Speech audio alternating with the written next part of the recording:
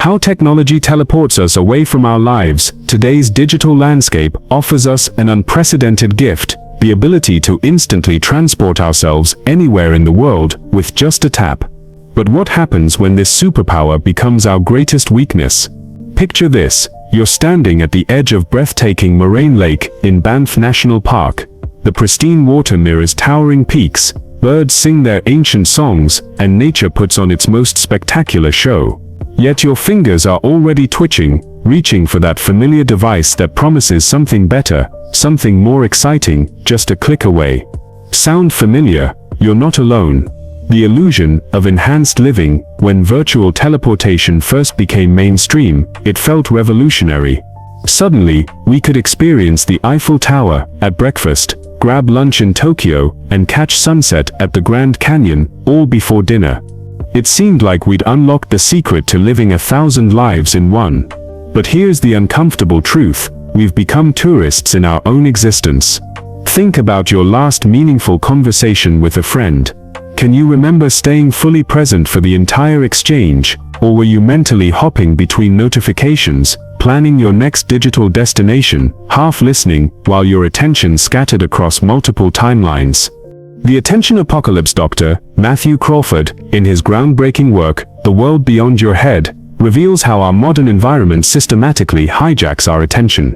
We're not just distracted, we're living in a state of perpetual mental teleportation, where our consciousness never fully lands anywhere. Consider this: the average person switches between digital platforms over 150 times per day. That's every 6 minutes we're essentially teleporting our minds to a new virtual location. No wonder we feel exhausted, scattered, and strangely empty despite consuming more content than ever before. The dopamine trap. Dr. Anna Lemke's research in Dopamine Nation exposes the neurochemical reality behind our digital wandering. Each time we jump to a new app, website, or virtual experience, we're chasing a dopamine hit that becomes increasingly elusive. We're not exploring the world, we're running from ourselves.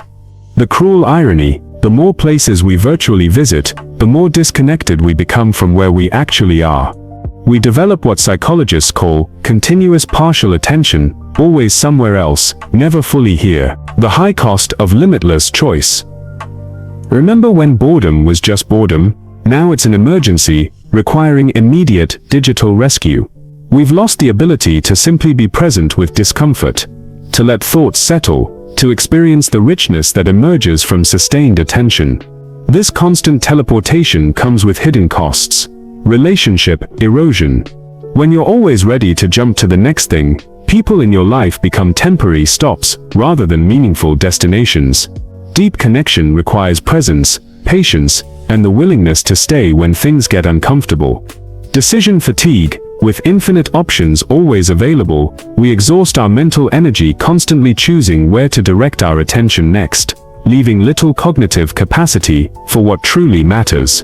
Experience deflation. When everything is equally accessible, nothing feels special. The extraordinary becomes ordinary when it's just another swipe away.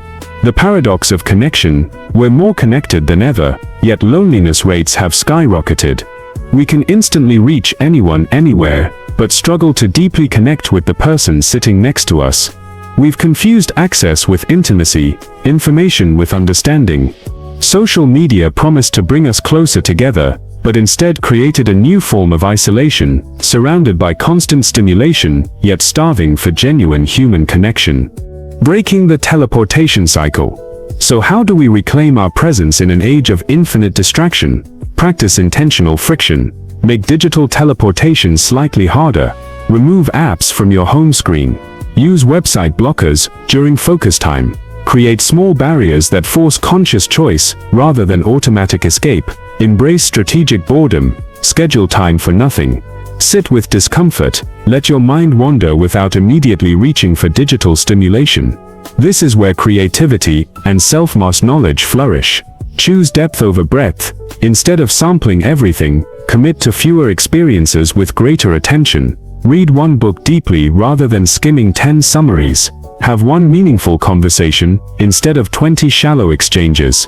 Cultivate presence anchors. Develop practices that ground you in the current moment. This might be meditation, walking without devices, or simply eating a meal without any digital accompaniment.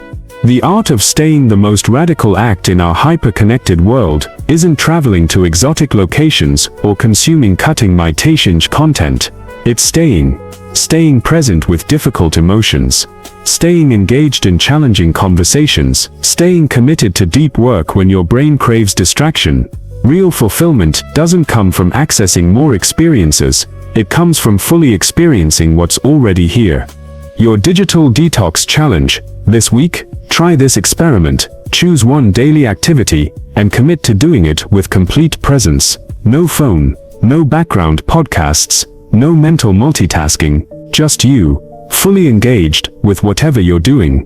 Notice the discomfort that arises. That's your teleportation reflex trying to activate. Breathe through it. Stay. This is where growth happens, not in the next app or the next virtual destination, but right here, right now. The future of attention technology isn't inherently evil, but our relationship with it needs radical recalibration. The companies designing our digital tools employ teams of neuroscientists to make their products as addictive as possible. Recognizing this isn't paranoia, it's awareness. The future belongs to those who can navigate information abundance while maintaining deep focus, who can leverage technology's benefits without becoming its slave. Coming home to yourself. The most beautiful destinations aren't found through any app or virtual portal, they're discovered through the revolutionary act of paying attention to your actual life, the life happening in your body, in your relationships, in this moment. Your real life isn't waiting for you somewhere else. It's happening right now, wherever you are, in whatever you're experiencing. The question isn't where should you go next, it's whether you're willing to finally arrive where you already are. The journey home to presence begins with a single step, putting down the device and looking up at the world that's been patiently waiting for your return. What will you discover when you stop teleporting and start truly living?